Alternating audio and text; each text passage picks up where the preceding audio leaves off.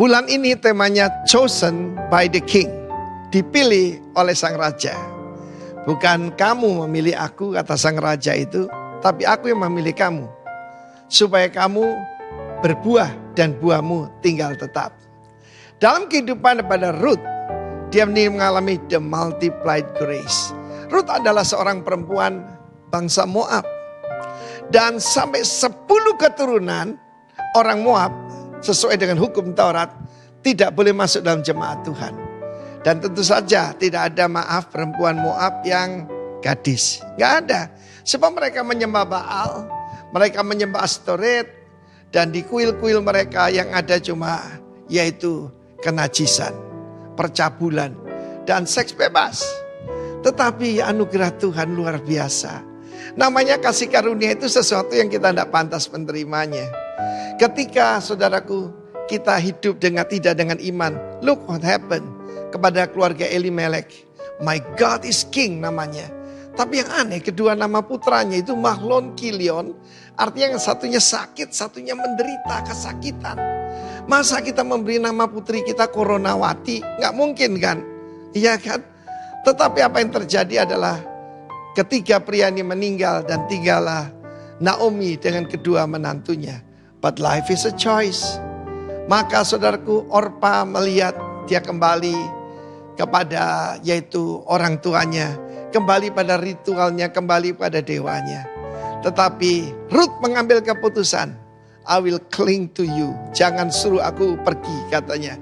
Dia melekat, itu namanya komitmen. Di mana-mana saya sering mendengar, ya saya ini sulit kalau komitmen. Saya takut kalau komitmen. Tidak bisa saudaraku, mengikut Tuhan itu harus sampai dengan akhir. Ya, karena itu kita ditunangkan kepada sebagai perawan yang suci kepada Kristus. Ruth masuk di dalam yaitu garis keturunan. Bahkan minggu yang lalu saya berbicara tentang yaitu Rahab, ibu daripada Boaz. Dan Tuhan adalah Tuhan yang mengembalikan keadaan. Tuhan yang mengulurkan tangannya dari takhta kasih karunia-Nya. Dia mengulurkan tongkat kerajaan emasnya kepada bahkan Anda yang mendengar apa yang saya sampaikan hari ini. What happened to Ruth? Bukan cuma dia komitmen, dia rajin. Banyak orang tidak bisa dipulihkan karena malas saudaraku. Tetapi Ruth begitu rajin. Dan dia begitu menghormati orang tuanya, mertuanya yang miskin. Banyak hormat kalau mertua kaya, kalau mertua hebat. Tetapi dia tetap hormat. Sebab dia percaya kebudayaan kerajaan berbeda. Dengan asal usulnya dia. Dia menghormati orang tuanya. Sekalipun pasti ada kepahitan. Jangan panggil aku lagi Naomi, artinya pleasant. Panggil aku Mara, artinya pahit. Penuh dengan amarah, menyalahkan Tuhan. Tetapi saudaraku, Ruth tetap tunduk. And look what happened to her. Tuhan angkat dia menjadi istri daripada Boaz yang menurunkan nantinya King David dan kemudian menurunkan Yesus Kristus Tuhan kita. Karena itu saudara yang kasih Tuhan, life is a choice. Jangan seperti Orpa yang berbalik dan kembali pada hidup yang lama, tetapi tinggalkan yang lama dan ikuti jejak daripada Ruth dan kau akan mengalami grace after grace after grace after grace. Firman Allah berkata dia melahirkan seorang putra bernama Obed. Dan Obed ini menjadi obat. Ya, Obed jadi obat buat Naomi. Begitu dia berbahagia. Dan semua orang di sekitar berkata, Naomi sungguh berbahagia sekarang. Karena dia punya anak perempuan, maksudnya Ruth. Menantu perempuannya yang lebih hebat dari 10 laki-laki. Pada zaman itu perempuan cuma dianggap setengah laki-laki. Tetapi perempuan semacam Ruth ini seperti lebih dari 10 orang laki-laki bagi Naomi. Mungkin ada Naomi yang mendengarkan ini. Engkau juga mendapat kasih karunia pada Tuhan. Pernah salah langkah. Tetapi engkau mendengar bahwa Allah sudah melawat umatnya di Bethlehem dan memberikan roti pada mereka. Bethlehem, rumah roti. Bethlehem juga artinya the house of fighters. Jangan ada yang jadi pecundang. Maju, komitmen, rajin, mengambil keputusan seperti Ruth. Dan kau akan mengalami multiplied grace. God bless you. Amin. Shalom Bapak Ibu sekalian, puji Tuhan. Kita semua ada dalam pemeliharaan Tuhan. Ya, puji Tuhan. Saudara, pagi ini saya mau menyampaikan firman Tuhan tentang doa, ya, dan saya memberi judul sebuah pertanyaan, mengapa berdoa? Mengapa berdoa? Nah, saudara barangkali berpikir, Pak, kok kenapa kita tanya kenapa kita berdoa, ya? Nah, mari coba kita melihat, ya, kalau kita cermati baik-baik, ada dua pandangan, ya, paling tidak kita temukan terkait dengan doa, ya. Satu pandangan mengatakan bahwa doa itu punya kekuatan, ya, doa itu dahsyat, bahkan sampai-sampai bisa mengubah Allah untuk melakukan apa yang kita kehendaki. Jadi kita mau apa, doa saja, doa, nantikan Tuhan lama-lama luluh hatinya, lalu mewujudkan apa yang menjadi keinginan kita, ya. Ada, ya, pemahaman seperti itu. Atau sebaliknya, di sisi yang lain ada yang mengatakan begini, oh salah itu, ya. Doa itu bukan mengubah Tuhan, lah siapa kita? Jadi sesungguhnya waktu kita berdoa, kita tidak sedang berusaha mengubah Tuhan, tetapi mengizinkan Tuhan berkarya mengubah kehidupan saya. Nah, ini kalau dibuka ruang debat begitu bisa seru, ya. Karena masing-masing barangkali ada pengalaman juga di dalam doa-doanya masing-masing. Nah, barangkali ada yang punya ide, gimana ya kalau seandainya kita bikin eksperimentasi. Ayo satu kelompok berdoa dengan cara satu, dengan keyakinan yang pertama, lalu yang lain, kelompok yang lain akan berdoa dengan keyakinan yang kedua. Nanti kira-kira setahun mana yang benar. Nah, saudara, dengan Tuhan kita nggak bisa bereksperimentasi. Nah, itu sebabnya jawabannya itu ada dalam Alkitab. Amin. Alkitab adalah kebenaran Allah. Jadi ketika kita menghadapi sebuah isu, sebuah masalah, saudara, apapun itu, dalam hal ini kita bicara soal doa, maka jawabannya kita carinya juga di dalam Alkitab yang Tuhan sudah karuniakan kepada kita. Nah, mari saudara, saya mau ajak kita melihat satu bagian firman Tuhan yang terdapat di dalam surat 2 Korintus, ya, pasal yang pertama. Kita akan mulai baca ayat yang ke-8 sampai dengan ayat yang ke-11, ya. Saya bacakan untuk kita sekalian, Bapak Ibu Saudara akan menyimaknya. Sebab kami mau, saudara-saudara, supaya kamu tahu akan penderitaan yang kami alami di Asia Kecil. Beban yang ditanggungkan atas kami adalah begitu besar dan begitu berat, sehingga kami telah putus asa juga akan hidup kami. Bahkan kami merasa seolah-olah kami telah dijatuhi hukuman mati. Tetapi hal itu terjadi supaya kami jangan menaruh kepercayaan pada diri kami sendiri, tetapi hanya kepada Allah yang membangkitkan orang-orang mati. Dari kematian yang begitu ngeri, Ia telah dan akan menyelamatkan kami. Kepadanya kami menaruh pengharapan kami bahwa Ia akan menyelamatkan kami lagi. Ayat yang ke-11. Karena kamu juga turut membantu mendoakan kami supaya banyak orang mengucap syukur atas karunia yang kami peroleh berkat banyaknya doa mereka untuk kami. Nah, saudara menjawab pertanyaan tadi, ya, mengapa kita berdoa? Saya mau menyampaikan 3 kebenaran itu seperti anak tangga begitu.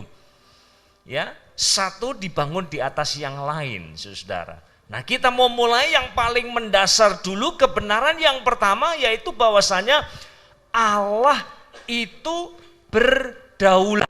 Ini penting sekali, saudara. Ya, sebelum kita datang kepada Tuhan di dalam doa-doa kita, maka kita harus kenal kepada siapa saya datang. Dan dia adalah Allah yang berdaulat. Nah ini penting, sekali lagi ini dasarnya. Sebab kalau tidak nanti kita akan gagal memposisikan diri kita dengan tepat di hadapan Allah. Dan itu pasti doa kita nggak benar tuh. Ya, jadi itu sebabnya ini yang pertama, saudara, kita akan melihat. Nah mari kita lihat kembali kepada teks tadi ya. Rasul Paulus katakan dari kematian yang begitu ngeri ia telah dan akan menyelamatkan kami. Kepadanya kami menaruh pengharapan kami bahwa ia akan menyelamatkan kami lagi. Saudara perhatikan kata kematian di situ. Ya. Nah, ini gambaran yang paling intens ya dari penderitaan yang dialami oleh Rasul Paulus ketika dia bersama dengan rekan-rekan sepelayanannya melayani.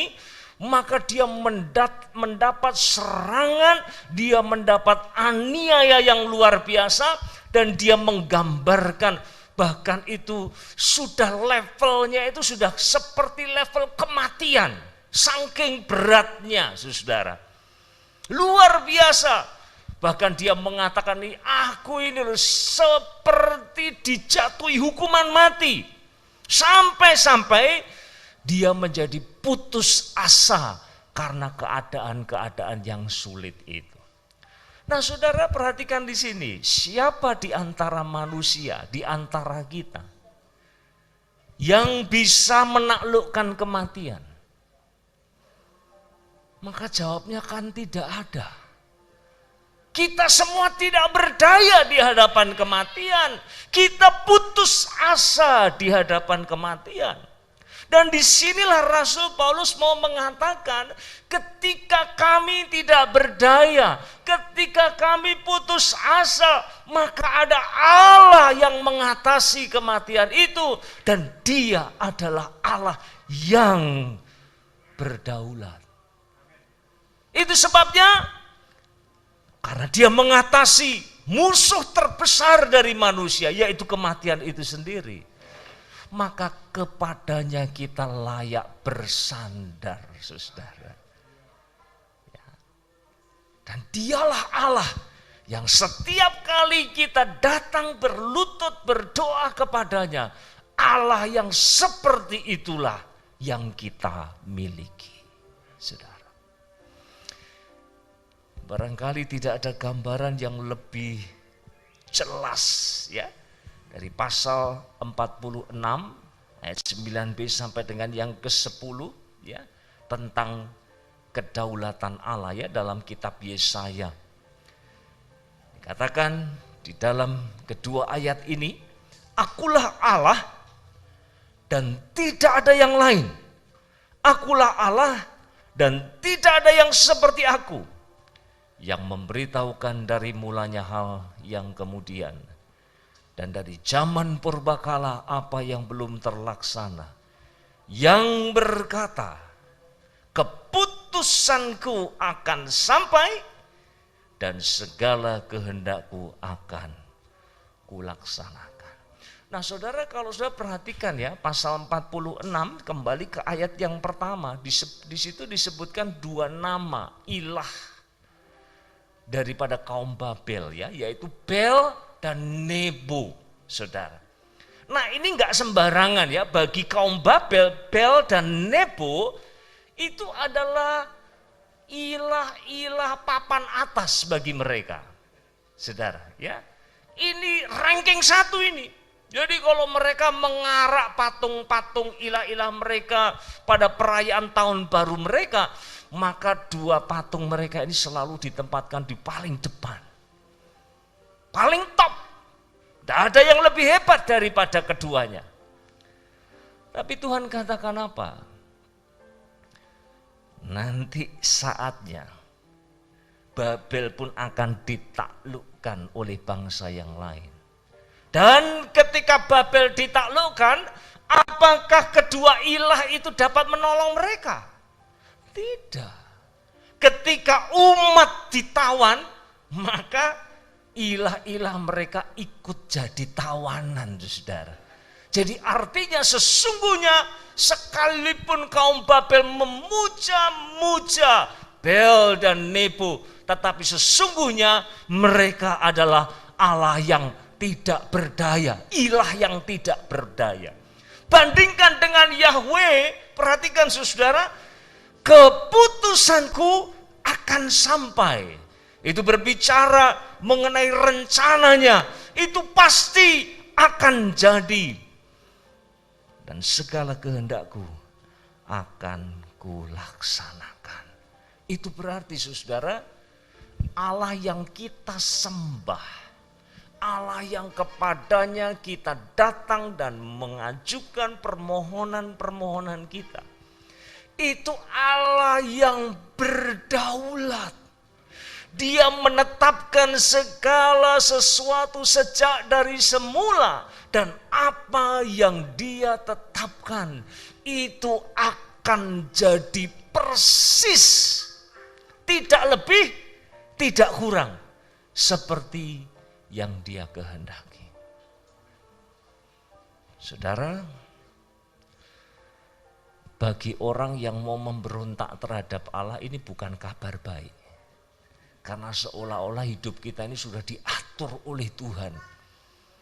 Ya, orang yang selalu menggaungkan kebebasan, wah kalau begitu saya nggak bebas lagi dong kalau Tuhan mengatur segala sesuatu. Protes saudara ya.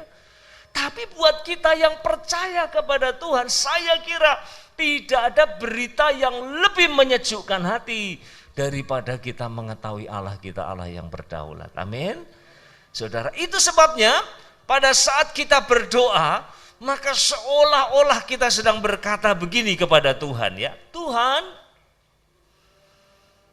tidak ada apapun yang terjadi dalam hidupku jika Engkau tidak menetapkannya atau mengizinkannya. Artinya semua ada di dalam kendalinya Tuhan. Dan tidak ada peristiwa apapun yang terjadi dalam hidupku, seburuk apapun itu, yang mana Engkau tidak dapat memakainya untuk mendatangkan kebaikan bagiku. Puji Tuhan saudara. Haleluya, ini luar biasa. Kebenaran ini harus pertama-tama kita tanam di dalam hati kita. Setiap kali kita berdoa, saudara ingat ini. Tidak ada satu kejadian pun yang terjadi secara kebetulan dalam hidup kita. Tidak ada saudara. Yakin itu. Maka saya kok kurang cocok ya kalau misalnya kita sebagai orang percaya lalu kita mau memberkati orang lain dengan mengatakan good luck ya. Nah, ini yang dituhankan keberuntungan, saudara. Good luck. Harusnya mestinya kita katakan God be with you. Tuhan menyertaimu. Apapun yang kamu akan lalui, itu tidak pernah berada di luar kendalinya Tuhan. Haleluya. Saudara. Nah, sebaliknya kalau kita tidak percaya kepada kesetiaan dan pemeliharaan Tuhan, maka itulah yang disebut dalam Alkitab kita, khususnya Perjanjian Lama, itu yang namanya mencobai Tuhan itu ya kayak gitu itu. Mencobai Tuhan. Itu artinya bahwa kita meragukan kesetiaan dan pemeliharaannya. Nah, sampai di sini saudara, berarti pandangan yang pertama tadi salah ya. Betul enggak? Bahwa kita berdoa ya, saking dahsyatnya doa kita, kita bisa mengubah Allah untuk memenuhi maksud-maksud kita. Berarti itu salah. Nah, tapi bagaimana dengan yang kedua? Apakah benar bahwa hanya kita saja yang diubahkan? Allah tidak berubah oleh karena doa-doa yang kita panjatkan. Nah saudara, sebelum menjawab, mari kita lihat sekarang ya, poin yang kedua. Nah ini, saya mau tambahkan sekali lagi, seperti anak tangga kan saudara ya. Pertama tadi Allah berdaulat. Lalu berikutnya, anak tangga yang berikutnya, betul Allah itu berdaulat, tetapi dia juga bekerja melalui doa-doa kita. Ingat ini saudara ya. Mari kita kembali ke ayat yang 10b dan 11 tadi. Kita sudah membacanya, saya ulang sekali lagi. Kepadanya kami menaruh pengharapan kami bahwa ia akan menyelamatkan kami lagi. Karena kamu juga turut membantu mendoakan kami. Supaya banyak orang mengucap syukur atas karunia yang kami peroleh berkat banyaknya doa mereka untuk kami. Saudara, boleh enggak kalau demikian kita mengatakan doa itu berkuasa? Boleh enggak? Ayo, boleh enggak? Boleh dong, ya. Kita juga boleh mengatakan doa itu dahsyat. Doa itu efektif. Nah, tetapi apakah doa itu mengubah kita? Ya. Tetapi apakah doa itu mengubah Allah? Karena Allah itu berdaulat, jawabannya sebenarnya tidak, saudara. Tetapi kita harus kemudian memberikan catatan susulan ya. Waktu kita mengatakan doa kita tidak mengubah Allah, tetapi ada catatannya. Allah memilih untuk bekerja melalui doa-doa dari umatnya. Untuk menggenapi maksud-maksud baiknya, saudara. Ini penting. Jadi dengan kata lain, doa-doa kita itu dipakai oleh Allah menjadi kendaraannya, menjadi alatnya untuk menggenapi setiap tujuan-tujuan baiknya. Saudaraku yang dikasihi oleh Tuhan. Nah, ini yang kita selalu melihat dalam kehidupan kita ya, saudara ya. Bahwa ketika kita berdoa, ya, kita berdoa itu bisa jadi itu bukan hanya Allah saja yang bekerja menyatakan mujizat. Seringkali kita pikir begitu. Contoh misalnya ya, pada saat kita memanjatkan doa Bapa kami, berilah pada hari ini makanan yang secukupnya kepada kami. Ya. Nah, pada saat kita berdoa apa kemudian terus kita diem saja, tahu-tahu capcay melayang-layang di udara, lalu kemudian turun ke rumah kita gitu? Kan tidak ya. Waktu kita berdoa, kita bekerja dan kemudian Allah memberkati kita, ya, dan kemudian kita bisa beli nasi capcay, saudara. Nah, dengan kata lain, kalau demikian, doa itu kita katakan berkuasa itu dalam pengertian apa? Bahwasanya sungguh Allah adalah sumber berkat. Tetapi saat yang sama kita juga harus mengerjakan apa yang menjadi bagian kita. Itu bagian kita. Bagiannya Allah adalah memberkati kita sehingga pada akhirnya ya Allah mewujudkan apa yang kita mohonkan dari Dia. Saudaraku yang dikasih oleh Tuhan, kalau demikian ya, jadi begini saudara, ini yang saya mau garis bawahi ya di poin ini. Pada saat kita berdoa, kita tidak sedang mengubah Allah. Tetapi kita tidak pernah tahu bahwa doa kita ini nanti bisa dipakai Allah untuk mewujudkan itu rencananya. Ini contoh misalnya ya, saya sedang mendoakan seorang yang sakit. Saya nggak tahu apakah orang yang sakit itu akan disembuhkan atau tidak, saya nggak tahu. Tetapi Allah dalam rencananya yang kekal sudah menetapkan, katakanlah si A yang saya doakan ini akan disembuhkan melalui doa saya. Tapi saya kan nggak tahu. Yang tahu kan Tuhan. Jadi kalau begitu saya waktu berdoa apakah harus dengan penuh keyakinan bahwa orang itu akan disembuhkan? Jelas, ya, saya bisa dipakai Tuhan melalui doa yang saya panjatkan. Bisa jadi orang yang saya doakan akan dijamah, disembuhkan, dipulihkan oleh Tuhan. Jadi dengan demikian kita tetap berdoa dengan iman. Kenapa? Karena kita tahu doa-doa kita bisa menjadi sarana bagi Allah untuk menggenapi setiap rencananya. Nah, saudaraku yang dikasihi oleh Tuhan, doa yang menyenangkan hati Tuhan adalah doa yang dipanjatkan dengan kesadaran bahwa Tuhan, Engkau Allah yang berdaulat. Tetapi Engkau juga adalah Allah yang memakai doa-doaku untuk menggenapi setiap maksud-maksud baik-Mu ya Tuhan. Amin, saudara. Kalau demikian bisa enggak sih doa kita enggak dikabulkan oleh Tuhan? Bisa enggak?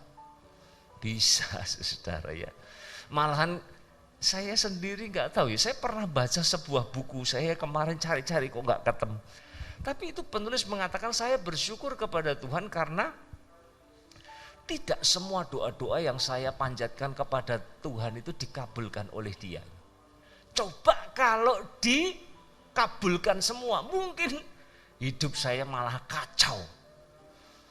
Karena seringkali apa yang kita minta itu bukan sekehendak dengan Allah, tetapi sesuai dengan keinginan saya. Ya, kata Rasul Yakobus, kita puaskan untuk memuaskan apa? Doa-doa kita itu kita panjatkan untuk memuaskan keinginan daging kita. Dan kalau demikian, izinkan Allah yang berdaulat itu yang mengatur kehidupan kita. Dia yang berdaulat atas hidup kita. Dia berkuasa, dia pegang kendali. Bahkan ketika situasi yang sangat sulit kita hadapi, maka sesungguhnya tidak ada yang tidak bisa dipakai oleh Allah untuk mendatangkan kebaikan bagi kita yang percaya dan mengasihi Dia. Itu yang kedua, saudara. Mari sekarang kita lanjutkan dengan kebenaran yang ketiga. Bahwa Allah itu Allah yang berdaulat dan Dia bekerja melalui doa-doa kita. Lalu saya beri tambahan di sini, ya. Bahwa ujung dari karya Allah melalui doa-doa kita adalah untuk mendatangkan kemuliaan bagi Dia. Bisa katakan amin? Ya. Nah, mari kita kembali kepada situasi yang dihadapi Rasul Paulus ya. Rasul Paulus mendapat serangan dari manusia, dari iblis, penganiayaan yang begitu dahsyat sampai dia putus asa oleh karena kehidupan yang sulit itu. Lalu kemudian jemaat di Korintus berdoa dan masih banyak orang lagi yang berdoa, kata Rasul Paulus ya. Dan hasilnya apa? Kelepasan. Ya, kelepasan. Dia dilepaskan dari kematian yang begitu ngeri, kata dia. Nah, apakah berhenti di situ saja? Apakah berhenti di situ saja? Maka jawabannya tidak, saudara ya. Mari coba kita kembali ya. Saya hanya mengulang-ulang ayat yang tadi kita sudah baca sebenarnya, tapi saya mau memberi penekanan kepada bagian yang lainnya ya. Coba kita perhatikan, kepadanya kami menaruh pengharapan kami bahwa Ia akan menyelamatkan kami lagi, karena kamu juga turut berdoa mendoakan kami supaya banyak orang mengucap syukur atas karunia yang kami peroleh berkat banyaknya doa mereka untuk kami. Dengan kata lain, saudara, ini yang Tuhan rindukan ya terjadi. Allah berdaulat, Allah menjawab doa kita, dan pada saat Allah menjawab doa kita, maka itu pada akhirnya seharusnya menjadi sebuah kesaksian betapa baiknya, betapa hebatnya, betapa murah hatinya Tuhan itu, saudara. Nah, kesaksian buat siapa ini? Pertama, untuk yang berdoa dong ya. Kalau kita berdoa lalu Tuhan jawab, itu kan waduh, puji Tuhan luar biasa. Ya, lalu kita mengucap syukur kepada Tuhan bagi yang berdoa. Lalu juga bagi yang didoakan, ya. Nah, makanya saya mendengar banyak kesaksian, saudara ya, orang-orang yang waktu didoakan mengalami kesembuhan, pemulihan dan seterusnya, dan akhirnya kemudian berbalik dari kehidupan yang lama dan menyerahkan hidupnya bagi Tuhan. Kesaksian bagi yang didoakan. Lalu juga tidak berhenti di situ saja. Bukankah apa yang dialami oleh Rasul Paulus itu menjadi kesaksian buat kita? Artinya buat yang mendengar, saudara ya. Dan saya kira itulah yang harusnya ya menjadi ujung dari kehidupan doa kita. Sayangnya banyak kesaksian yang berhenti pada pemulihan yang dialami oleh seseorang. Sehingga yang tampak bukan Tuhannya tapi orangnya. Kesaksian-kesaksian seperti itu. Tetapi sesungguhnya setiap jawaban doa dari Allah harusnya kembali akan mempermuliakan Dia, dan akan ada banyak orang yang kemudian memanjatkan syukurnya kepada Dia. Karena sungguh bagi Dia segala kemuliaan. Saudara, saya mau menutup firman Tuhan pada pagi hari ini dengan sebuah kutipan dari Philip Hughes ya, yang mengatakan begini, doa itu menekankan dua sisi ya, dua sisi. Apa itu? Yang pertama ya, seperti koin punya dua sisi. Koin yang satu, yang sebelah sisi satu itu berbicara tentang ketidakberdayaan dan kebergantungan manusia. Jadi manusia itu bukan makhluk yang independen ya, yang bisa mencukupi dirinya sendiri. Ada saat yang begitu sulit yang kita hadapi, lalu kita sadar kita tidak berdaya dan bergantung sepenuhnya kepada Tuhan, lalu kita datang kepada Dia. Ya, itu sisi yang satu. Sisi yang lain, kedaulatan serta belas kasihan Allah. Ya, jadi ini gandeng saudara ya. Allah yang mengatur segala sesuatu, Allah yang berdaulat, Allah yang memegang kendali, Allah yang pegang kontrol. Ya, Dia menetapkan atau Dia mengizinkan baru sesuatu terjadi saudara. Ya. Itulah Allah kita. Tetapi saat yang sama Allah juga Allah yang digerakkan oleh belas kasihan. Nah, lalu dalam doa, ketidakberdayaan manusia bersimpuh di hadapan kemahakuasaan Allah. Jadi kalau demikian, mari kita menggarisbawahi pernyataan yang terakhir ini. Jadi tujuan dari doa bukanlah pemanfaatan kuasa Allah. Ingat ini, pemanfaatan kuasa Allah. Tetapi pengagungan kuasanya itu beda ya. Jadi kita ini sering, ya mohon maaf ya, kita ini sering kali menjadikan Allah itu sebagai alat dalam hidup kita. Untuk mencapai tujuan-tujuan kita, keinginan-keinginan kita, saudara. Nah, contohnya gampang sekali ya, gampang sekali. Misalnya, kalau lagi ada masalah, ya saya pernah perhatikan ada seorang bapak ini nggak pernah ikut ibadah doa, tahu-tahu nongol. Lalu saya tanya, Pak, kok tumben datang? Saya bilang sambil saya senyum-senyum gitu ya, nyindir sedikit ya. Lalu dia bilang, iya Pak, soalnya besok anak saya mau operasi. Oh, mangkano awakmu teko ya, karena ada kebutuhan, saudara. Begitu anaknya selesai operasi semua jalan baik, nongol lagi enggak? Gak atik, gak ketok maneh. Saudara, Itu namanya orang sedang memperalat Tuhan. Jujur saja saya harus mengatakan itu. Kalau ada butuh, Tuhan dipakai untuk memuluskan rencananya. Tapi begitu hidupnya baik-baik, Tuhan dilupakan. Saudara, ini pemahaman yang kita harus hapus dalam hidup kita. Tuhan bukan alat. Tuhan adalah tujuan daripada penyembahan kita. Hidup kita yang kita serahkan kepada Tuhan, pusatnya bukan kita lagi, tetapi Tuhan.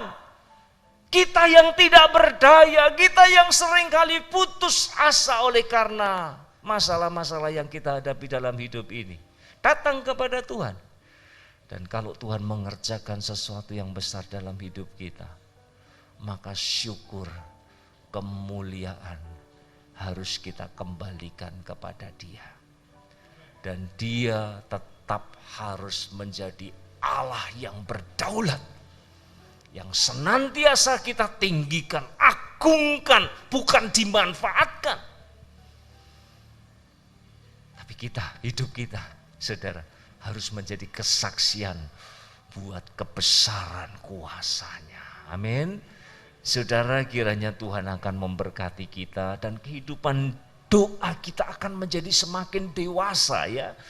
Saya kira salah satu kedewasaan yang harus kita miliki seiring kita bertumbuh dalam iman kita, juga dalam doa-doa kita.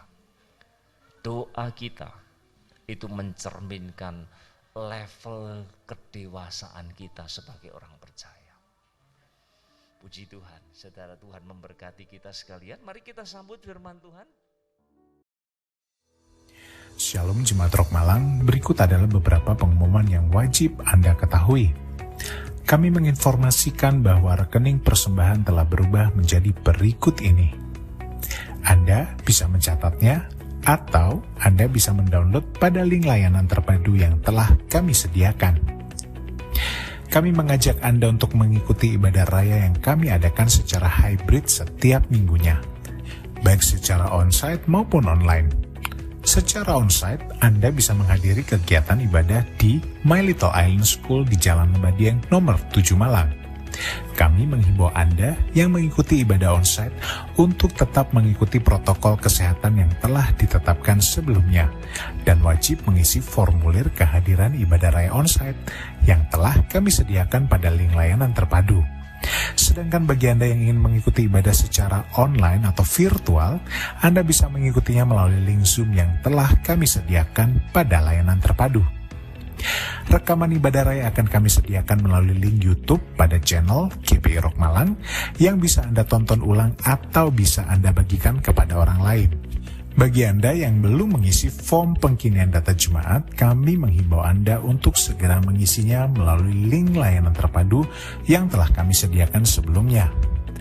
Perlu Anda catat dan perhatikan, seluruh aktivitas kegiatan kami terpusat pada link layanan terpadu yang tertera pada layar ini. Melalui link ini, Anda bisa mendapatkan berbagai macam informasi mengenai pelayanan kami. Demikian pengumuman ini kami sampaikan. Terima kasih dan Tuhan Yesus memberkati.